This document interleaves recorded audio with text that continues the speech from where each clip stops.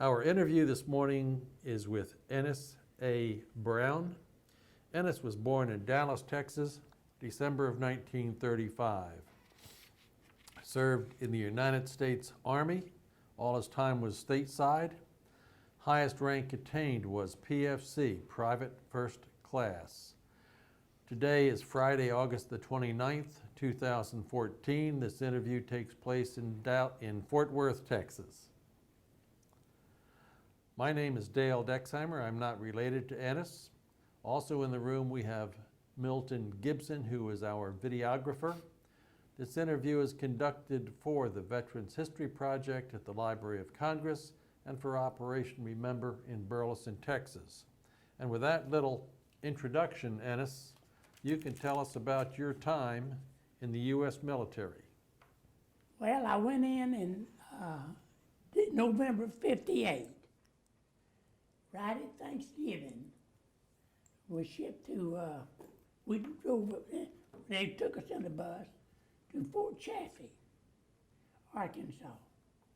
And I took my basic training there and my advanced training there. And then they shipped us out, sometime in February or January, I don't know, 6 months to Fort Lewis, Washington. They flew us there. We got there about midnight.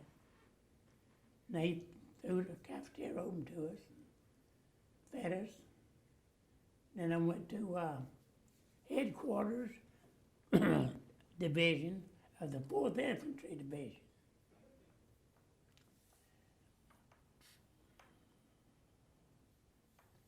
And I was in headquarters all the time I was there.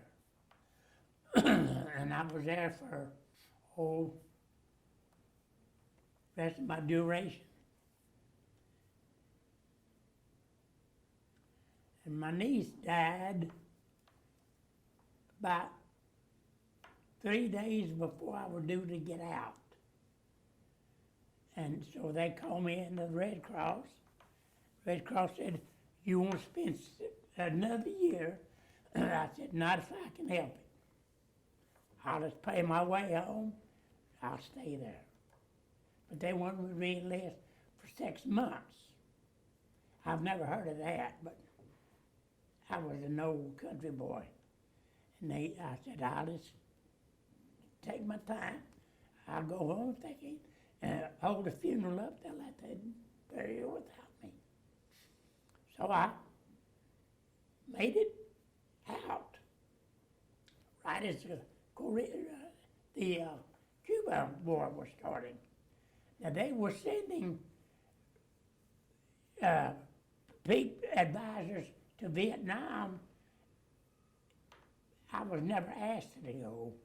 And I had less than 90 days when this deal down in Cuba started. So I beat that. So I got home, flew home, got home the next day, and it was the day before they buried her. And they buried her on the day after November, Thanksgiving in November. So that's my story. Then they sent me a letter, and I was in the reserves for 6 months out at Baltimore Lake. And I stayed there 2 years. We went to Fort Polk, Louisiana. Oh God. You driving down the street, looking through the houses. And then we went to Fort Hood for 2 weeks. And then I served 2 years in the active reserves. So then when I got out, they sent me a letter telling me that duty was filled. Then you had to serve 6 years, 2 active, 2 active reserve and 2 inactive reserve. I served them all. That's all I could do. I was young and full of pea and vinegar and whatever you want to call it. But all in all, I had a pretty good time. I wouldn't re-enlist. Not now. Not the way things are going, which I may be talking out of turn, I don't know, but the president, we got a poor president. He don't know nothing. He's sending these boys over to fight a war that was going on before Jesus. Them Arabs and Italian, Iranians and all that. They've been fighting before Jesus.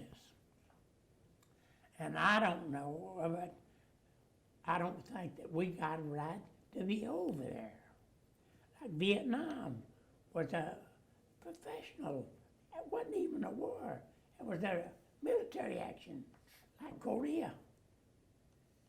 But when you're young and full of pea and vinegar, it don't make a bit of difference. So I just done what they told me. Let's go back and start at the beginning, All right? Ennis. You're born in Dallas, poor country boy, you said. That's Where- right. Where'd you live in West Dallas. West Dallas? Okay. What'd mom and dad do? Well, my mother never worked. My dad passed away by gunshot. The old gal killed him, shot him 9 times with his own pistol. And my oldest sister, no, my youngest sister, met her up at the county jail, told her, if I catch you out, I'll cut you into 4 pieces and distribute you into 4 sections of Texas. I had a rough family. My dad worked on Clyde Barrow's car, Okay. and he knew all them crooks at the time, which he had to deal with them. They kidnapped him. But, you know,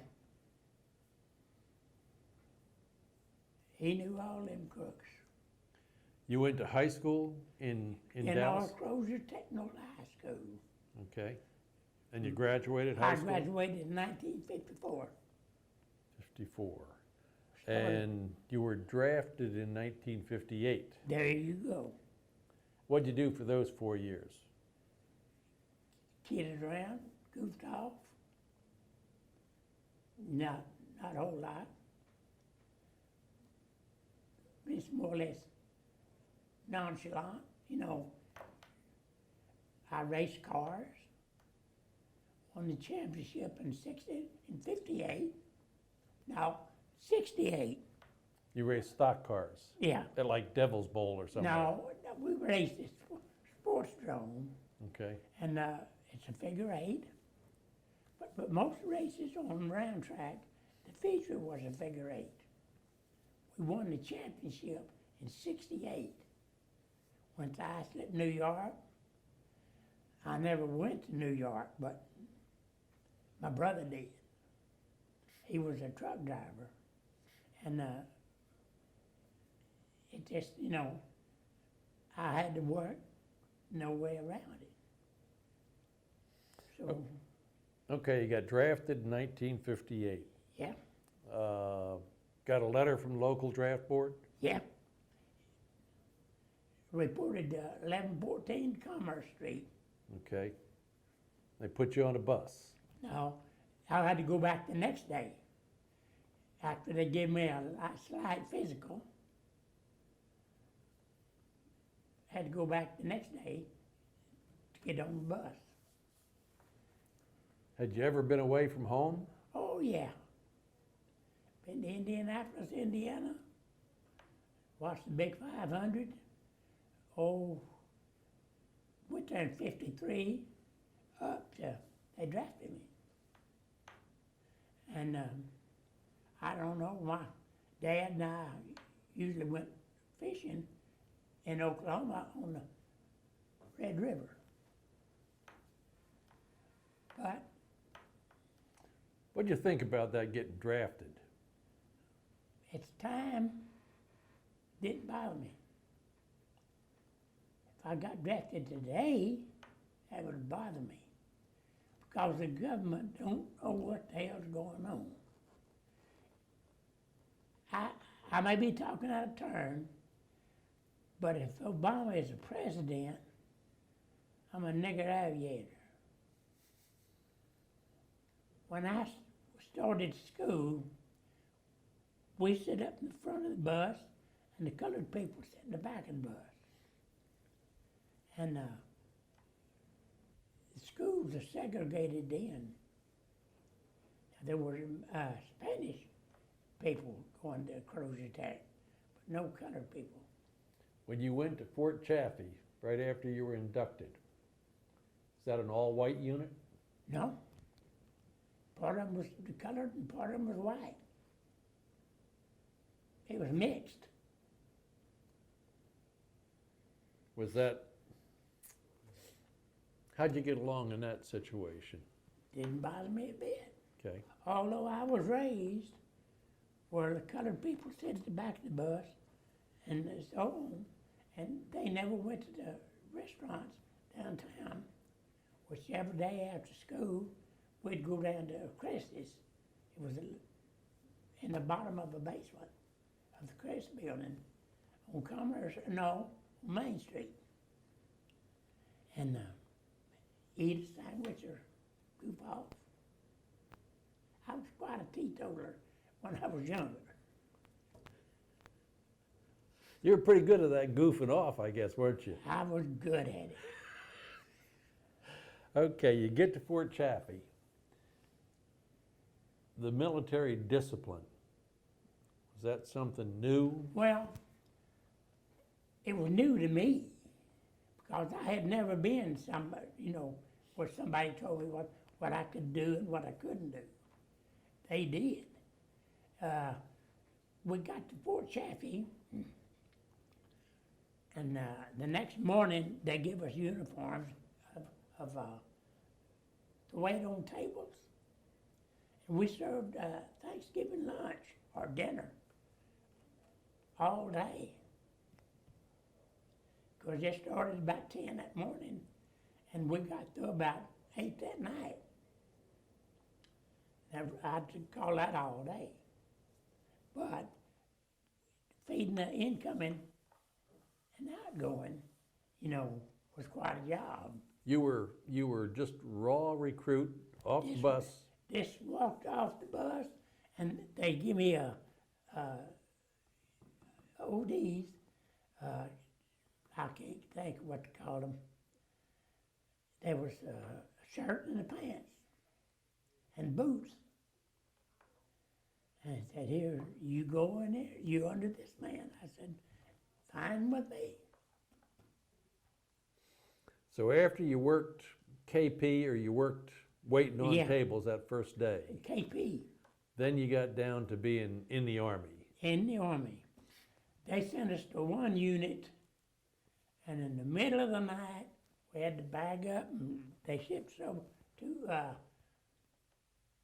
A1 BC, A1 basic training or something. Stayed there about 6 weeks. Remember all my units? It was A1 BC, I think, basic training. That's where I first met a Japanese instructor. He was Sergeant Pingo. He taught us how to get along, when he was expert in judo. He taught us all of our exercises. And Oh, there was 2 or 3 of the guys in our unit that was already, had been in before, but it was new to me. Was he pretty good? Oh yeah, he was the best. Was he a good man? Oh yeah.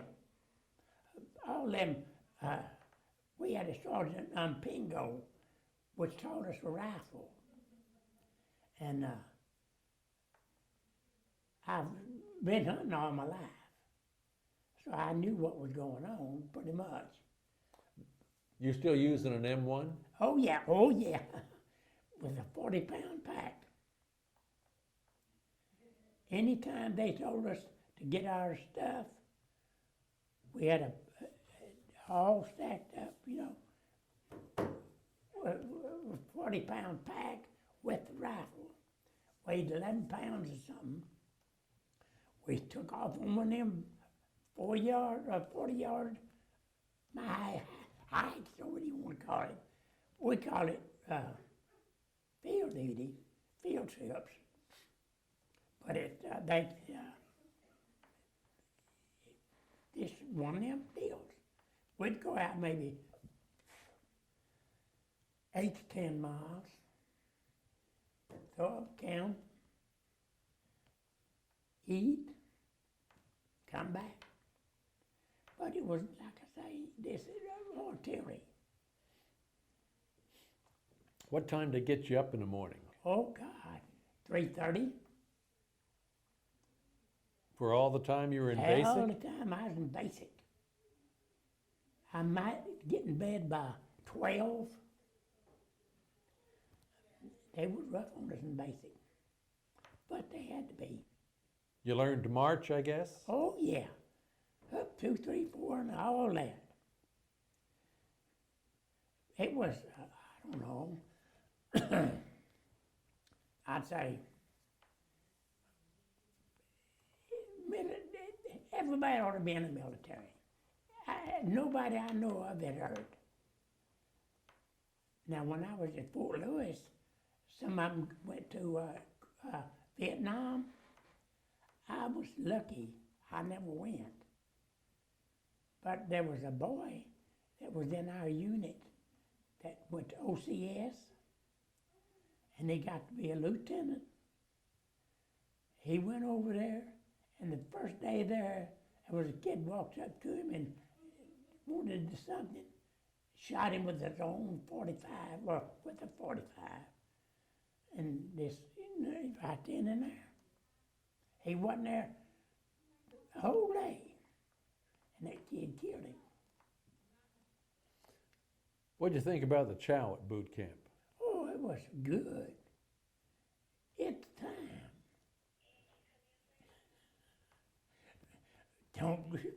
Don't quote me on this. I've eaten better. I've eaten worse. We had, when I got that T on the unit, the 4th Infantry Division at Fort Lewis, on Sundays we had cold cuts. Couldn't wait till Sunday got there. They could take the best meat and ruin it. You went from Fort Chaffee. They give you a little time to come home? No. We went straight through. Okay. They flew you out to Washington. They flew us out. Well, you we ever- stopped in Salt Lake City first. Had you ever been on an airplane? Oh, yeah. Okay. So that was not a new No. experience. Fort Lewis that's up near Seattle somewhere, I guess, isn't it? Well, it's Yakima is about 4 miles south of Seattle. Okay. So from military base to Yakima is about 4 miles. We was actually about 8 miles below Seattle. Okay. And well, you had advanced training somewhere, It's Fort Chaffee. Chaffee. What was your specialty when you went to this advanced training? Artillery. Artillery. Okay. Now, I played a little semi-pro ball that I applied for the ball club. I never made it. They never. Baseball, football. Baseball. Baseball. I could play football, baseball, any of them.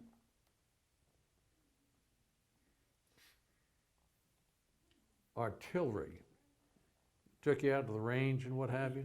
What kind of gun? 105 Hauser is what we trained on, Okay. but they also had 155. 155 was the 2nd battalion. I was in the 1st, which was headquarters. And we specialized in 155, Honest Johns. You probably don't know what Honest John is. Why don't you tell me? It's a rocket that was launched off a truck that we went out in the woods and launched a bunch of them. But then you never seen if you wasn't wearing your raincoat, you better have it close by. Of a year and a half, maybe a week, I seen no rain. So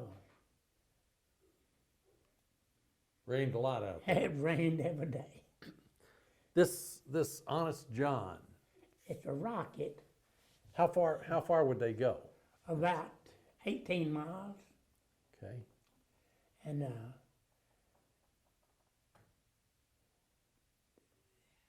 they launched them off a truck. And the truck was, driven from place to place, and they raised it up and all that. You ever see him shoot? Oh, yeah, Make a lot of noise? quite a bit. I was the ordnance parts specialist in the motor pool, which is a parts man. And so after I got, I had my own Jeep and all. And they kept me from going on guard duty. I was there, there was no KP, no nothing. This is all at Fort Chaffee where you That's get at this Fort- training. No, this is at Fort Lewis. At Fort Lewis, okay. What kind of barracks were you in out there? Well, they was pretty good. We was on the bottom end, on the east, and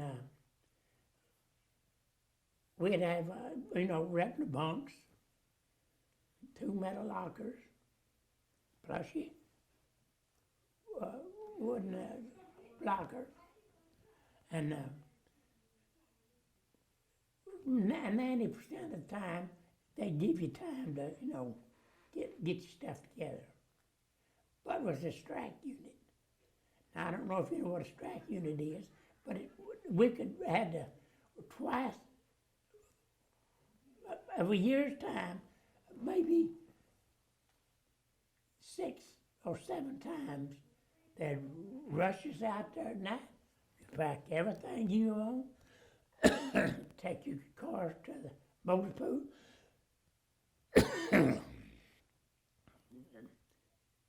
start to get on the train, and they say, that's it, go back to your barracks, back to the barracks we went, and the next morning we'd have an inspection. They didn't give us any time. It's because there was a strike unit. We had to be, then, it's what they call a Green Beret now.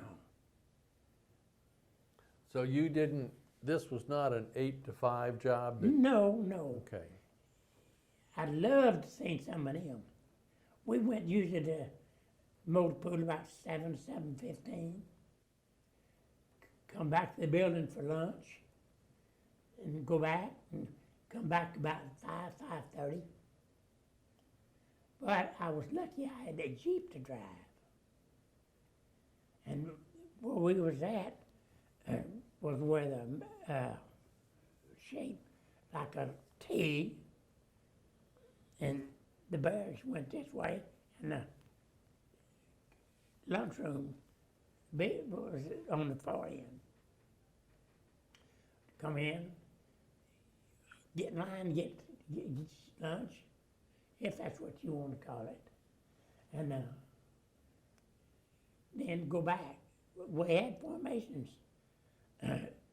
Getting there and getting back. we were always in formation. But never anybody, failed to make the formation because they was pretty strict about that. You get weekend passes, Ennis? If you wanted them,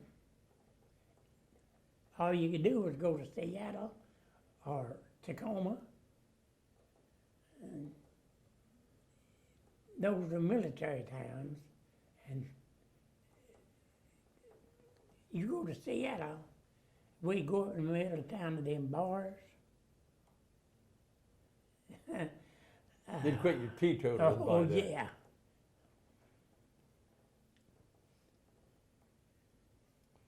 Were you married when you were in the service? No.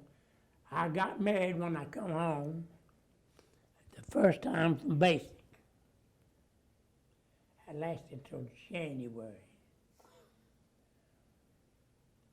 She said, I don't want to be married to you. I said, no problem. But a girl that owned her family was in drag racing. That's what I was doing at the time. I went in.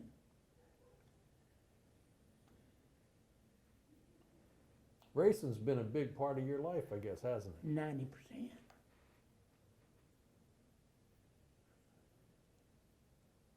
These stock cars now, when they first started, they was,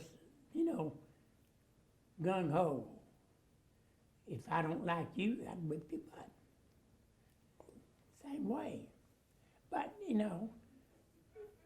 now, like Scarborough and Allison got in a fight one day on the track. And Allison had a brother there, Bobby, and they had that fist fight. They was throwing fists. Then that's all you had to fight with. I come a long line of fighters. I done quite a bit of them in my day, but I've got my butt beat a couple times. But it's just, now, hell, it ain't safe to be out on the street. Then all we had was our hands. Now they got knives and pistols and you don't know what all. When you got out, when you finished your active time, you went into the active reserve. What do you think about that whole program? Well, it's time I approved of it. If you were called up, you think you could have done a good job? I could have till I had that stroke. I had a brain aneurysm in 1983. They put me in this wheelchair. It's not bad, but I don't think we ought to build one far east. Have you ever had any dealings with the VA, Ennis? I belong to the VA hospital, Okay. or VA unit. They're in Lancaster. And then when they opened that place up in Lewis, when I was living in Louisville, I went to Louisville. And then I haven't been in 4 or 5 years. They treat you pretty good when you were? Oh, yeah. It was nothing like what you'd think it'd be. But I had trouble getting medicine straight. I never got it straight. First time I was at a doctor, I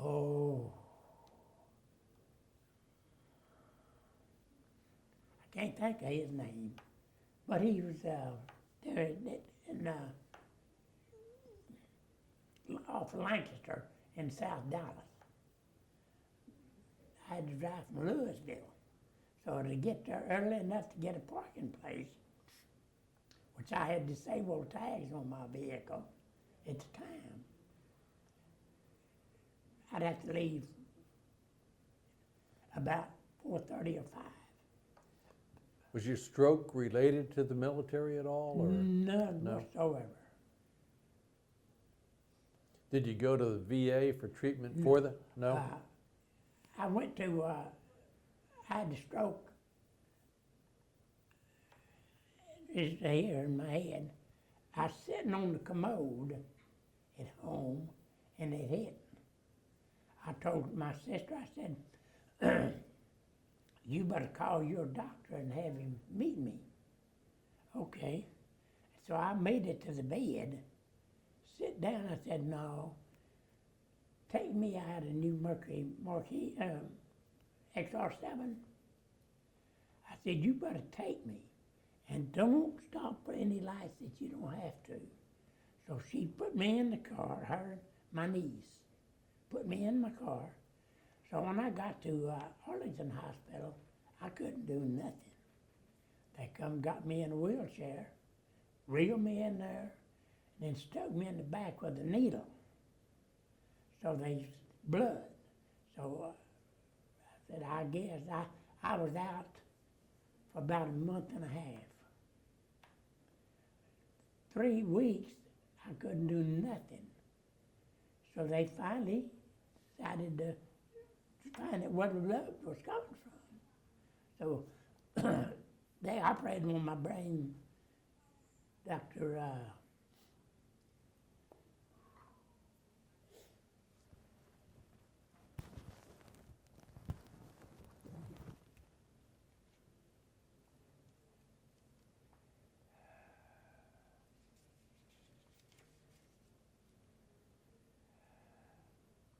Acosta operated on my head.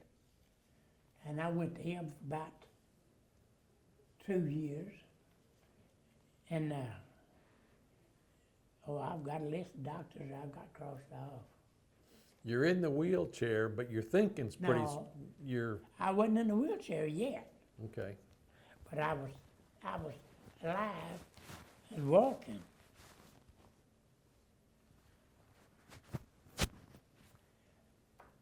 But it was when I was living with my sister in Arlington. When I went home, I was bedridden. And then next, I got into a wheelchair, then crutches, and then I got to where I could fit around anything. Took me about 2 years, and I could get around. Well, your mind appears to be pretty sharp. Oh, it is. Of the 6 years you did with Uncle Sam, was there anything good that they really did for you that you could carry on to the rest of your life, Ennis? Not really. Just did your time and Did my time. They told me, if you want to re-up for 6 months to a year, we'll pay for you to go home. You go home, come back, and then we'll make you an offer. I said, no, if I can't hold that girl's body for 1 day or 2 days, let them bury her. She had,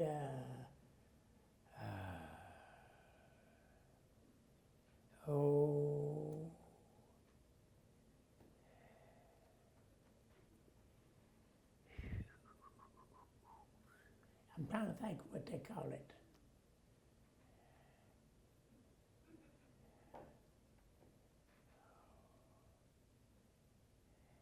It's popular now, but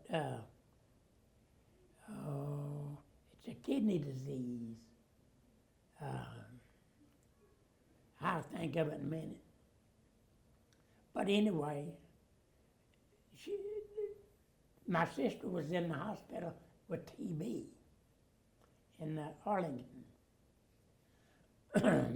So she didn't get to go to the funeral. I put them all over my uniform because my other clothes, they got lost at the airlines. So I wore my uniform. went on to the funeral. Well, Ennis, we appreciate you coming, telling your story. You've had an interesting life, sir. Oh, I think I have. If I would go back I and think do I it, think you've enjoyed your life. I have enjoyed it. If I had to go back, I'd go back.